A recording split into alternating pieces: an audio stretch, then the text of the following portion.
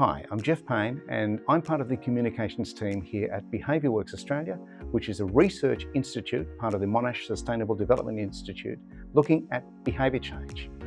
Pocket Change is a series of short videos, we produce one each month, looking at the work of our researchers and their research, highlighting how they can change the world for the better.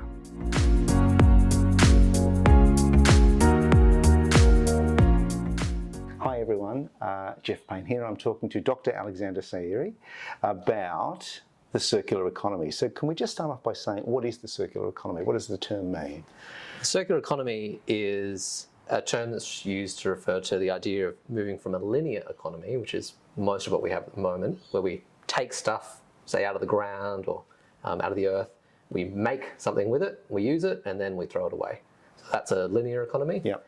And a circular economy is really about trying to close the loop on that. So instead of taking, making, and wasting it, perhaps the waste products become new materials to be used again. Or maybe we slow down how much we use something, we share it, things like that. So this is a giant societal, global trading change. And it relies on not only the community, but business, of course, as the kind of basis for this work of generating so much waste. Tell us about the research you were doing in getting business on board with the circular economy. Well, what you can think about is that there's a kind of conversation, if you like, between consumers and producers or businesses, where the consumers need to be kind of willing to buy from the businesses, and the businesses need to make products that the consumers are willing to buy. And so when we think about things from the business angle, not only the businesses need to kind of be confident that any kind of change they might make to their business model or the products that they're creating, say out of recycled plastic or sort of textile products that they're making out of different suppliers that are more circular, are kind of acceptable to consumers. But we also have to think about like businesses in conversation with each other. So where does that business who wants to make a recycled plastic item, where do they get that recycled plastic, if not from their regular, virgin, never used plastic supplier? Or if they themselves want to participate in the circular economy as a supplier, do they have other business customers who will purchase, their waste products or their end-of-use products? So that's really, I would say, like part of the key challenges in trying to improve adoption in the circular economy is it's not just about what consumers want, and it's not just what about individual businesses want. It's actually about the whole ecosystem of businesses in conversation with each other and how that changes. So there's quite a few barriers to moving to a circular economy. And you've talked about physical barriers. Are there also kind of attitudinal barriers to this? Yeah, I feel like the simplest way to distinguish between them is you can talk about kind of hard barriers and softer barriers. That doesn't mean that the softer ones are any easier, but hard barriers would be things like, can you actually make your product using a different kind of material? So do you have the technology to do it? Do you have the machines that can do it? It can also be things like regulation and policy. So are there certain types of rules about the kinds of materials that you can use to make certain kinds of products? Right. Those are the so-called hard barriers. Soft barriers are more things like, can I trust another organization to buy from me my end-of-use products, and can I trust this other organization to supply to me? Or can I convince my boss to change, to take a chance or change how it is that we actually switch suppliers or our manufacturing cycle? So in terms of hard and soft barriers, in Australia, what we found through our research was that one of the most salient barriers were really these softer barriers. Right.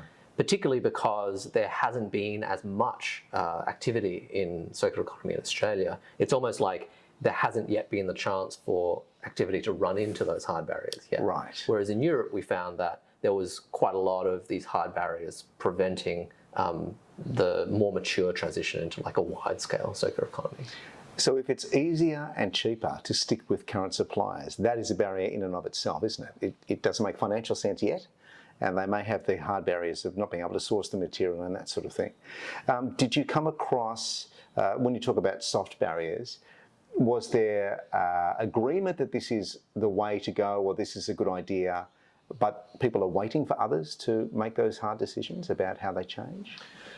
Yeah, so you can think about it a little bit like kind of pulling yourself up by your bootstraps kind of problem, where if I'm a business and I'm producing some kind of textile product, I'm could be disadvantaged if I, say, make some investment into a product that consumers don't necessarily want to purchase, or I change my supplier and I can't be as confident about the quality or the security of being able to access that supplier. And so there's a lot of experimentation that's needed, innovation in business that's needed to be able to transition to circular economy. Because most other people aren't kind of doing it, it is seen as weird. It's not seen as something that's normal to do, and so behaviourally that can also mean that say business owners or decision making within businesses and organisations is quite reluctant to kind of take that plunge.